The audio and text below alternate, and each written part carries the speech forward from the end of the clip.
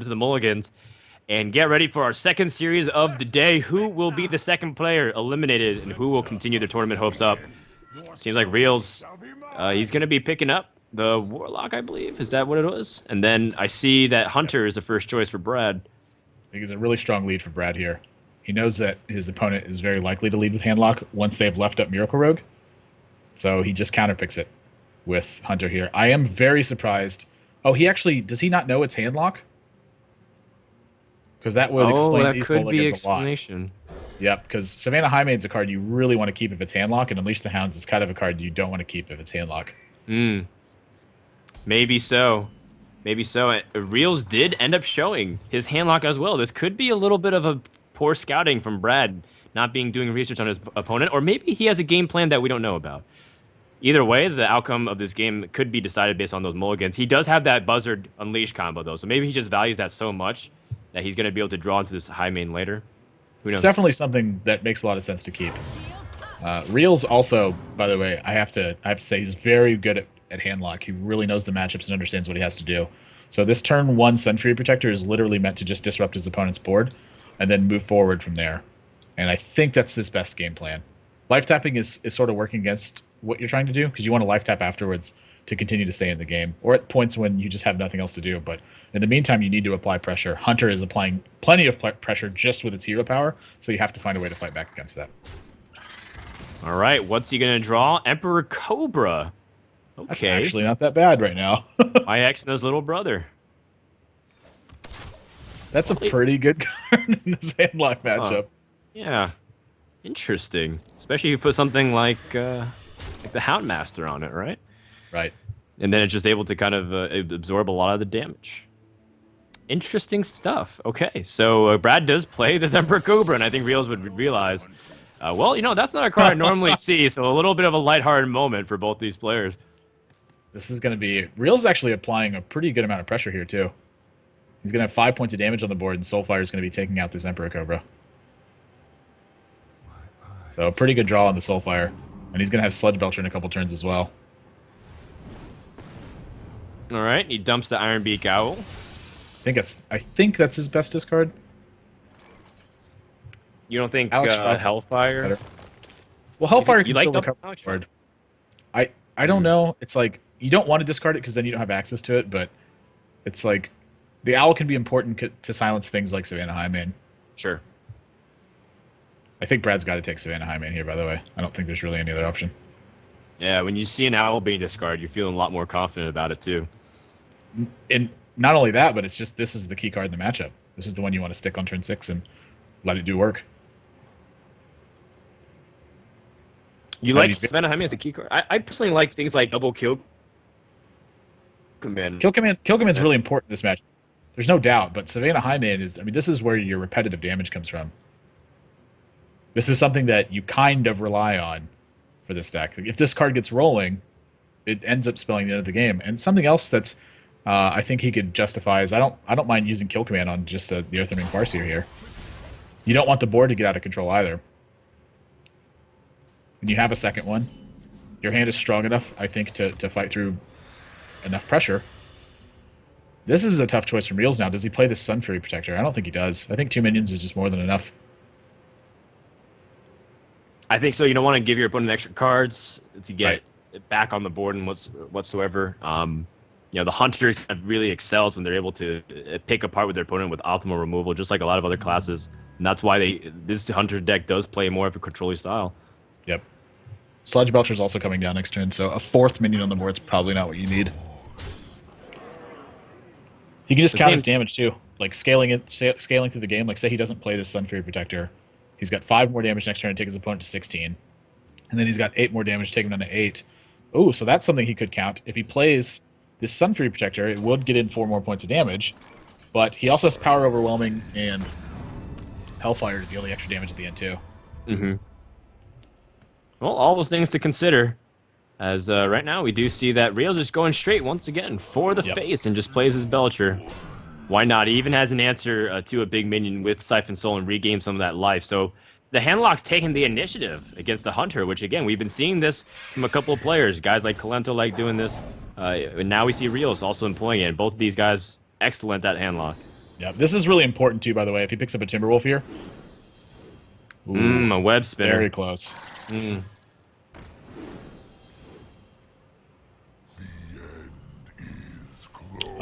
That may have been... That's sort of interesting. I wonder why he would do it that way. Maybe he wants to save the Hunter's Mark for some really big minions like the Giants. I think it's possible. You're certainly facing... Because it's like now is... Aren't you just vulnerable to... I mean, I guess you're vulnerable to Shadow Flame right now? And Hellfire?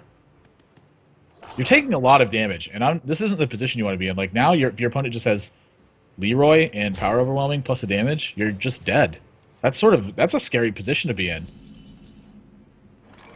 Mountain Giant off the top. He's counting at the moment. He's got 8, 13, plus Hellfire. I think that's lethal. It looks to me like he's got 17 points damage. Yeah. So 2 plus 3, that's 5.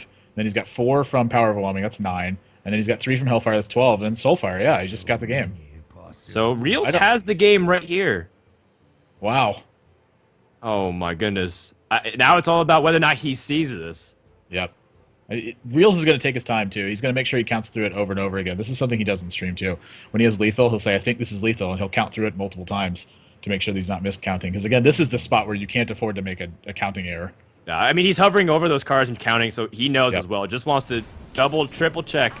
You can't be too sure.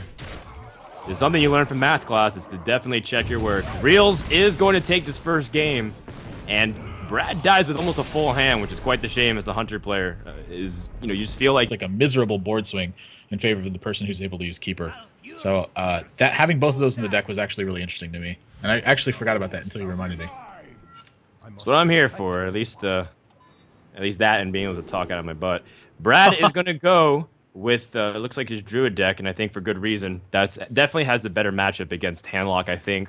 In terms of the percentages, if you can get a good start, if you can have the cards that really tilt the percentages in your favor, things like the BGH, things like the Keeper to kind of start things off, almost feels like Handlock can't do anything. They're just at the mercy of whatever Druids be able to do and build the board. Even end the game early if they have something like Savage Roar. Yeah, I actually would like to see a mulligan this Harvest Golem here as well. Keeper of the Grove is so good in this matchup, and Harvest Golem's rather mediocre. It's kind of just like a 2-3. And it puts pressure on your opponent, but the Druid, oftentimes, especially when they have Argent Commander, is at the liberty of being in the position of the control player. So I think when he keeps Harvest Golem here, it may be... I think he's undervaluing how much the extra shot at Keeper of the Grove is worth. Or even Big Game Hunter if that's something that's in his deck. Man, Realz is going... Like, he's just in the zone at the moment. I think he feels nice. He's just examining his cards, make his opponent second guess maybe what he has. Again, just take the time. You don't need to, like, immediately rush, even though he knows that these are pretty much passes with life taps coming up for him. When you go first, you're most likely life tapping the first 2 times against Druid. Yep. No reason to coin the Harvest Golem here. It's just going to throw his curve off. He wants to have a turn 6 and turn 7 play, so that coin's likely going to be in his hand for a great deal of this game. As a result, that might be the slow start that gives the Handlock, once again, the control of the matchup, because he will be playing that Mountain Giant. If they can't deal with it, this is where Lotheb becomes really strong and powerful, because then there are options to deal with it in response. Say they only have this Harvest Golem, the only way they can respond is like a swipe and like a Wrath or something. Dropping the Lotheb allows him to shut down that option. Yep. Oh, Realz crossing his fingers. No BGH. Oh, it's the Keeper. The wrong answer. Realz is about to get the good news. How about this? Thumbs up. We're all good to go, Captain. Do you like dropping a Faceless here? Now. Oh. Yeah, I mean, you have to drop Faceless here, I think. You can just out-pressure your opponent. Oh, wow. That would be really weird. No, I don't think Lotheb's right at all. And there's a lot of reasons why I don't think it's right, but the main one is because Faceless is so powerful in this spot. Like, your opponent isn't going to combo you out of the game next turn. It's just like, what's the point of dropping this Lotheb? Well, I mean, not only is Lotheb a big threat, but it disrupts your opponent's ability to respond. Say he only had Yeti and Swipe. That was like his primary way to deal with it. Now the only way he can is Keeper of the Grove or charge a Druid of the Claw. That makes a lot of sense, but like, say you just drop a second Mountain Giant, your opponent's still sort of in the same position, right? Like, if they have Attack with Yeti and Swipe, you just have an 8/7 on the board, and you continue to pressure your opponent. You can just drop Lotheb when your opponent would be going into a Force of Nature range. and either to end the game or to clean up your board. Yeah, that's fair. And I think Lotheb on a board with 2 giants, like, triples the power. Not even because then you threaten the lethal. Assuming he can't deal with the first giant as well. Like what? So yeah, your opponent couldn't deal with Lotheb's the a first seal giant. for the win condition. It's like Huh. Lotheb. He couldn't deal with the first giant, so how does he deal with the second giant? Like I just don't. I don't understand. I don't understand favoring Lotheb over Mountain Giant because now this Faceless is actually going to get stuck in his hand for a bit. Well, we'll see. We'll see how it's able to kind of pan out. Maybe he drops to his combo eventually. Like the quality of hand for Yeah. Realz' think- hand quality is still pretty good. Yeah.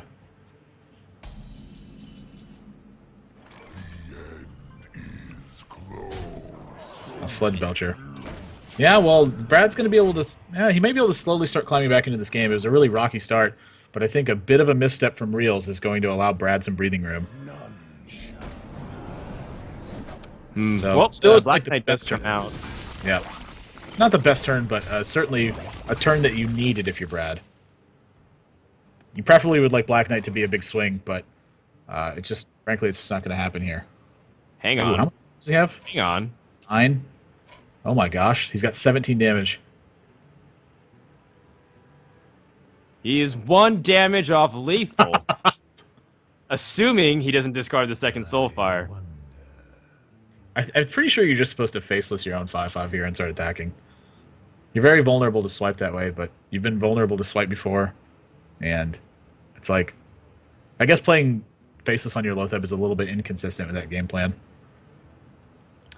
I don't like faces of Lotheb because I think it's too much of an aggressive stance when he doesn't need to be. Not to mention that there also is that fringe case where he might just die to an innervate combo.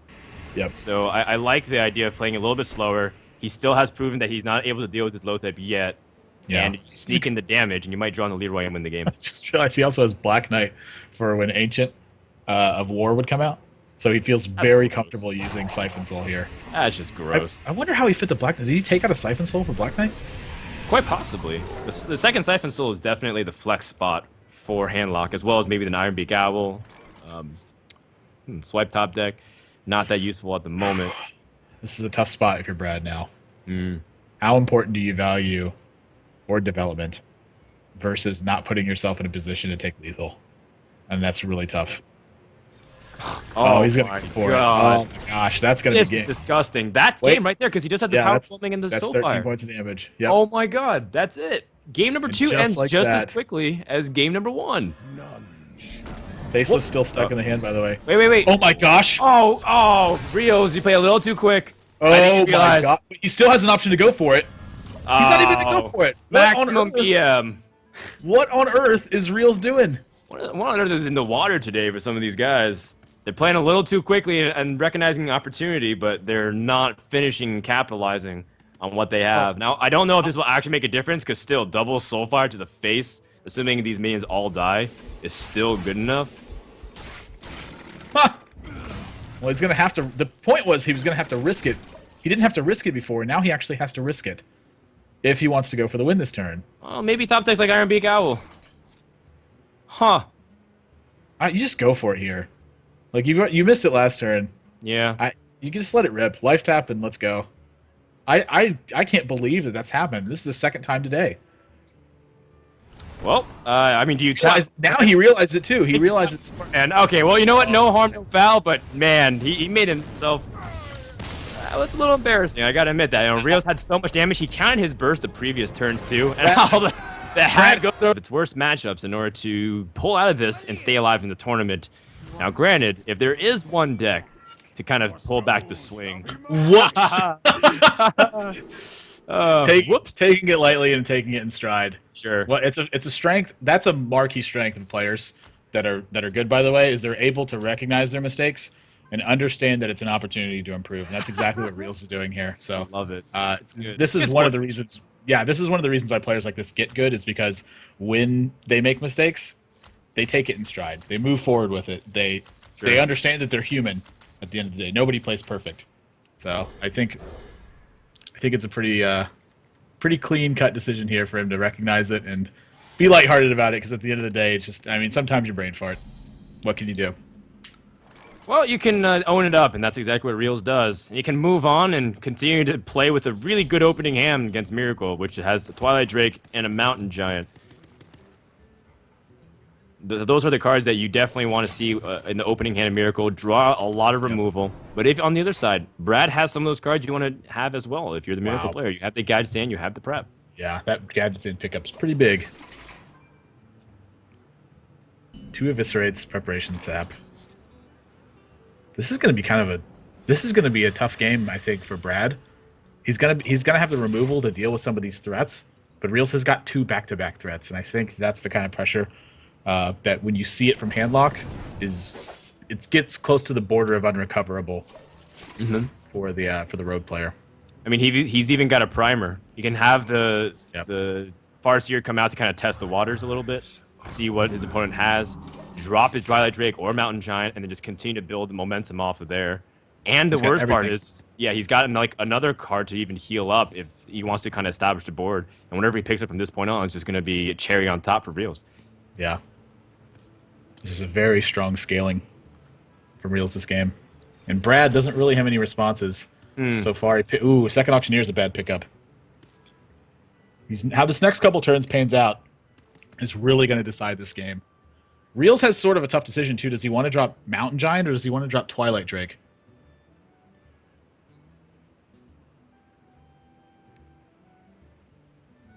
All right, well, Brad's also thinking about another decision here. Or is he just trying to contemplate whether or not he wants what he's doing the next turn? He might be trying to send mixed signals as well. I cannot imagine that you're ever considering using preparation in Eviscerate here. Is he considering attacking the Farseer? Oh, yes. He's debating the attack with the dagger. I don't mind attacking the Farseer here. You take a lot of damage from it, but that may be what you need to do to stabilize the board position. Okay, well, he is going to go for the pass. Gosh, I didn't even think about that.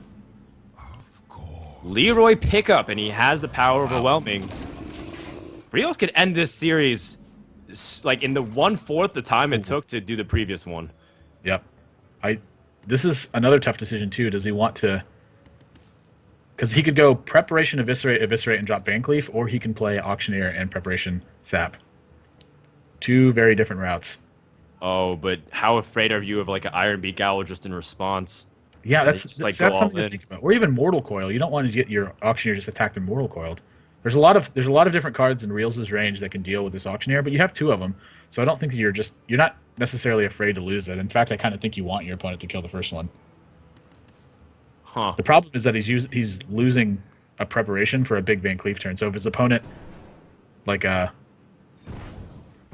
wow, this is a really weird play. That's the one I definitely didn't expect. Okay, just straight up sap and a 4/4 Van Cleef opens himself up to the Soulfire. I'm a little bit curious about that. I am a little curious too. I think he just really values his preparation and the extra mana you get. This is actually, this is actually really smart because this Van Cleef doesn't necessarily have a target on its forehead, and the fact that it's going to be dealing 4 extra points of damage, I think, really makes a big difference. Okay, I mean maybe now he's looking at being able to save one of his eviscerates. Oh, Realz really heads up play if he makes this one. Yep, that's exactly how he read it too. He's forcing his... Wow, so he didn't cut a Siphon Soul for the Black Knight. So the Black Knight's just in the deck.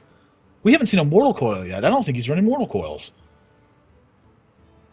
That could be a possibility. Mortal Coil is there to thin out the deck anyways, while being able to answer to small little minions and aggro. Give your ability to boost something like Hellfire. That poison's a little late. Yeah, but at least it allows him to fill out his mana curve with things. And preparation, Eviscerate can kind of continue on. Backstab is nice so that he can deal with the Giant. And the miracle continues. Do you take the 8 damage here to deal? I think you take the 8 damage to deal with it here. Yeah. If you have no other option. Let me ask you this. Say you draw preparation off this Eviscerate, then do you take 8 damage? Here we go. That's the real question. I think so. Oh, that's a really tough question to ask. Yeah. I'm not really the miracle expert. Ooh. Iron Beak Owl would have been not a bad pickup on the Van Cleef turn. Would have given him an extra minion. All right, well, Brad actually has really quality minions like Azure Drakes. Yep. And this is where he is can start tilting it in his favor. right. This is something that actually I saw in Tavern Takeover StrifeCro do. He kept an Azure Drake and an Elvish Inventor in his opening hand versus Handlock, and I was really confused. And sort of what you're trying to get at is that once you scale into this point of the game, if you're able to just drop these efficient minions, you use the minions as a damage investment to shore up your removal spells. And again, you sort of turn into the control deck. You're able to just kill everything that the Handlock player plays. Now, the deck has changed a lot since then. Handlock now has picked up things like Sludge Belcher and Loatheb, but the principle is sort of the same. You want to be getting a lot of big value out of these minions in the mid game. Absolutely. This Azure Drake is very threatening if you're Realz. He's going to play his own Drake, or at least he's with the idea. Also, when he picked up Loatheb, he was a little sad because that was his answer to at least the first Gadget Sand. But at least having it's pretty nice for future options. What do you think about this Iron Beak Owl inclusion? Do you think the spell power is going to be that much of a big difference for him? It's not that it's a huge difference, but I think it's a difference enough. And I think the other thing to consider is that he just wants to get another minion on the board. Like, when do you have a better turn to use Iron Beak Owl? I think is what he's thinking about. He doesn't need the cards in his hand, and frankly, he does need some of this damage to be scattered. And right now, the 3 damage from the dagger, it doesn't just poke down the Iron Beak Owl, it actually forces out an overkill. Unless his opponent's got a spell of some sort. So I think this is as good a turn as you're going to get as any. Well, Brad's going to lead off with the Farce here. You know, I thought it was kind of common to just keep up the draws and see what you can kind of do with something like maybe second Azure Drake, but he probably has another plan with the Eviscerate and the SI7 agent to be able to take out this Drake right here. Save that sap for when you really need it. Yep. No reason to use the second sap here, I don't think. Use the Drake, okay. I like using the Drake here. The Owl isn't challenging either of your minions right now. Sure. And again, That this makes is sort of the purpose of the Drake, is to help get the minion damage value, so you can literally kill everything that your Handlock opponent does. And then once they've faltered is where you start to make your push. Yeah, Eviscerate's a little bit more flexible too. You have the second Azure Drake to add that spell damage. Okay, well, Realz is going to go for a board clear. Put his opponent at 13. He has Leroy. If he picks up like a Faceless and his opponent can't deal with it, then this series is over. Brad acquires the Deadly Poison. So that can start some chain draws if he decides to play his Gadget Sand. Brad's still looking for ways to kind of pair his damage together. He's got Leroy, but he's still looking for things like the Shadow Steps, or if he has Cold Bloods or Sinister Strikes. This is kind of dangerous actually, because I don't think he doesn't really want to take 4 more damage from this. This actually might be a sap turn. Okay, well, we'll see what he gets from this Gadget Sand. I think Gadget Sand loses a lot of value too in the upcoming turns if you get closer to 0. You don't want to draw ways for you to just die. I'd like to see sap here. I think you sap and start making a push. Like, your opponent's slowed down a little bit. They're going to have to deal with this Auctioneer. You're going to have Loatheb to follow up. But you're going into turn 10 with Azure Drake and Loatheb. And I think it's about as strong as turn as you're going to hope to get. Yeah, I don't like the idea of going to 12 health, but sometimes you might have to live with it. I mean, he's thinking about what he really can do from this turn and how you kind of pair it up for maybe a lethal in the following turns. Yeah, after he takes damage and heals, he's only at 12. Yeah. That's not a safe life total. Definitely not. Okay, well, he's going to go for it. Shiv off the top, and now his risky opponent business. at 9. Realz has a couple of outs for lethal here. Or Power Overwhelming. Faceless. Defender of Argus is only 1 more damage. I think he should life tap here. Loatheb is also a strong option to kind of answer Miracle Rogue. Oh my gosh. Well, you know, he's basically going to neuter him specifically, so that way he can't do any kind of big draws this turn. This is a very different route than I would have taken. Violet Teacher! Whoa! Whoa! That is really strange. I have not seen that ever in Miracle. Huh. I mean, it makes sense in terms of the basic synergy, right? Violet Teacher draws a lot, or you make a lot of minions because you're drawing a lot of cards off the spells. But it's just curious. That's the 4-drop we choose to go with. Some people choose Gnomish Inventor. Some choose Sen'jin Shieldmaster for the taunt. This is a really bad spot to be in, by the way. You're at 9 health. 7 mana Shiv. Oh my gosh. Well, a 5 mana preparation. He's going to have to heal here. Oh my gosh. This is not the board position he wanted. Not at all. He's not even any closer to his lethal. His opponent's at 30 health. Real has still no got shadow spells for steps. lethals. That's not going to do it. But gosh, can he put together a strong board? Yeah, I like tapping here. Seeing what you get. Oh, Double wow. Watcher. Okay. Your opponent just got rid of their poison dagger, and both of their auctioneers are gone. That's a lot of damage your opponent will have to invest in clearing this board. And that's one step closer to Realz taking away the potential for his opponent to actually kill him. And Realz is still at 28. Yeah, that's what I was saying. Like, even if he drew into his damage, he wasn't able to kind of finish it. He's just his opponent's too high of a health. All right, Brad does have a Drake. Dig deeper. He has sap number 2. This has got to be a low-theb turn. If your opponent Shadow Flames you, I mean, you're in a tough spot anyway. How on earth do you deal with this turn? Lothep doesn't even stop Shadow Flame. I know. That's the other thing, too. It stops your opponent from developing more if they have Shadow Flame, though. Sure. Can't Giant and Shadow Flame or something if he has it. So many options. But what else does he have to develop? Like, you've already taken out a Mountain Giant. You've seen both Twilight Drakes at this point. Oh, man. I think you just got to put pressure on the board. He's got to get something rolling. One more damage. He's 1 damage off of ending this series. Oh my gosh. Tap. Sun Fury. He's still putting together a huge board.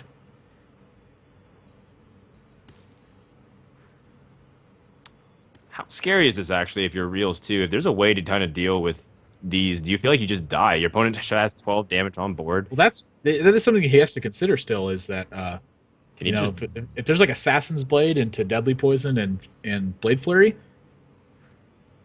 that clears the board. Yeah, he might just die. Yeah. So in that respect, do you favor the second taunt or the Sludge Belcher? I would go with the Sludge Belcher. I think the Sludge Belcher puts a much better amount of pressure on the board. I would play the Sun Fury Protector as well. I think you just put it out there and hope that he can't clear all your stuff. There's a lot of merit to holding it still, too, though. I think Sludge Belcher is definitely better than Black Knight, though.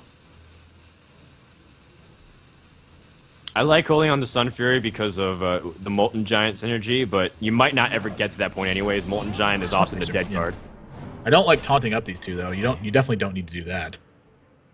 But at the same time, if he just distracts his opponent into killing all his stuff, he just needs the 1 extra point of damage. So this is fine. I mean, there's so many different ways to go when you play this turn that I don't know if it really matters in the long run, because you're just trying to stick 1 minion down, so that way you have 1 extra point of damage for your Leroy, so you don't have to draw it. That's his goal going into this next turn. How does Brad get past his Great Wall of Reels? And even so, is it possible for him to even end the game in the next couple of turns? 3 cards left. If he had Blade Flurry, that might make his life a lot easier, because he did have the Foundos. Possible. It's definitely possible to end it, but the problem is he's got to stay alive first, which I don't know if it's possible to stay alive without crippling the amount of damage potential you have.